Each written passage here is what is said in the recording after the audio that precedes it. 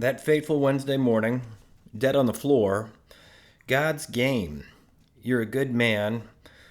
The possibility of being kicked out. Let's just go, groaned Yost. We know what we're supposed to do.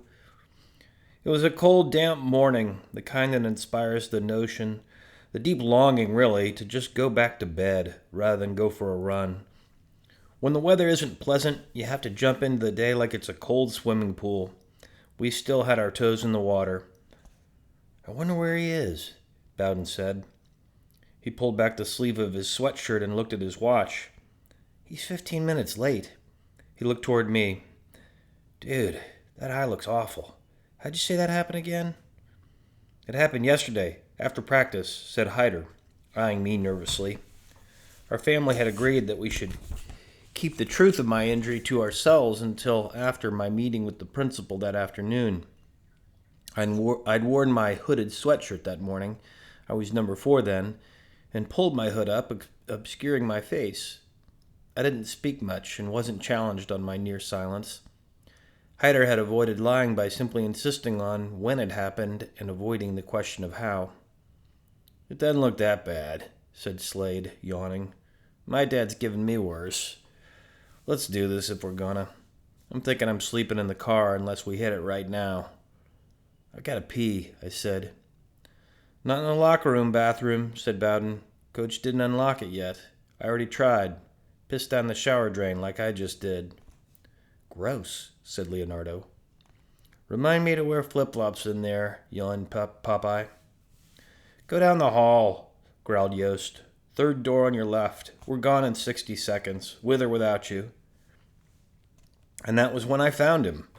Dead, I thought, on the wrestling room floor. That's when he told me the secret.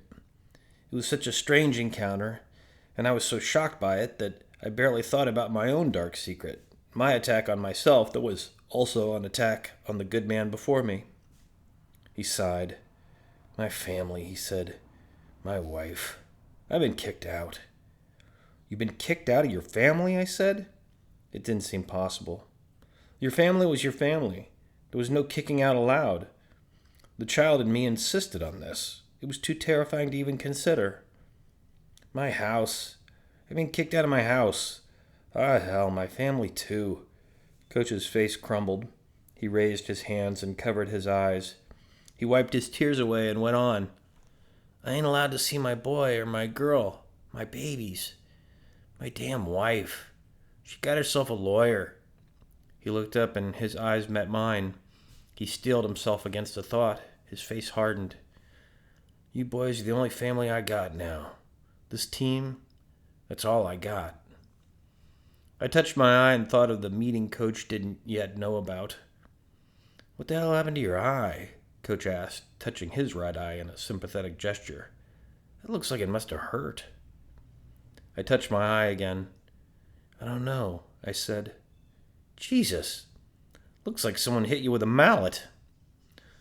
This jolted me. It seemed uncanny that he should say that. I had a trippy solipsistic moment then in which the world, Coach included, seemed designed only for me. The universe was a game between me and God wasn't against me. He was seeing what I would do, and putting me in really weird tough spots like the one I was in now was how he had fun. The game was all about giving me the opportunity to make choices that would make me who I was and see how I turned out. It felt a little like deja vu, only a hell of a lot scarier. I feel now, looking back, that this was also a defense mechanism, my solipsistic brain flip. If Coach didn't exist, I wouldn't actually be hurting him, no matter what I did. Here's the thing, Coach went on. You're the only person I told this about my family. I ain't got nowhere to stay. Like I said, I've been kicked out, so I've been sleeping in here. How long? I asked. He considered the question as if somehow confusing. Last night was it, actually, he finally answered as if surprised. We had the big blowout last night when she told me about the lawyer, the restraining order, all that. That fleabag joint in town. Couldn't find nobody to give me a room. Man, it's been a long, long night. He rubbed his head. His hair was flat on the side he had been sleeping on. I'll try again today. Must be someone in that place. You ain't gonna tell anyone, are you? His eyes suddenly locked on mine. I'm already walking the damn tightrope with the administration here. Seems my teaching ain't up to par, K1.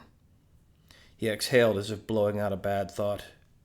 I couldn't stand to lose you guys right now. I won't tell, I said. Coach smiled.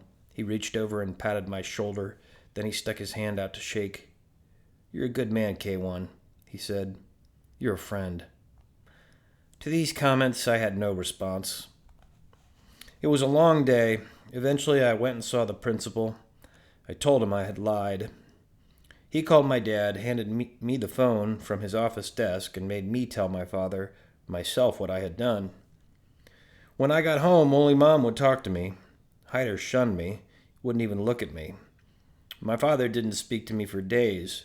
Once he spoke to me again, it was only when speaking was necessary. There was a coolness in him toward me that terrified me more than anything I'd yet experienced in my short life. It was worse than outrage, worse than being hit. There was real contempt. It wasn't that he was disappointed in me. It was that he didn't like me. Our relationship had changed near the root. It hinted that, just like Coach, being kicked out of my family was possible.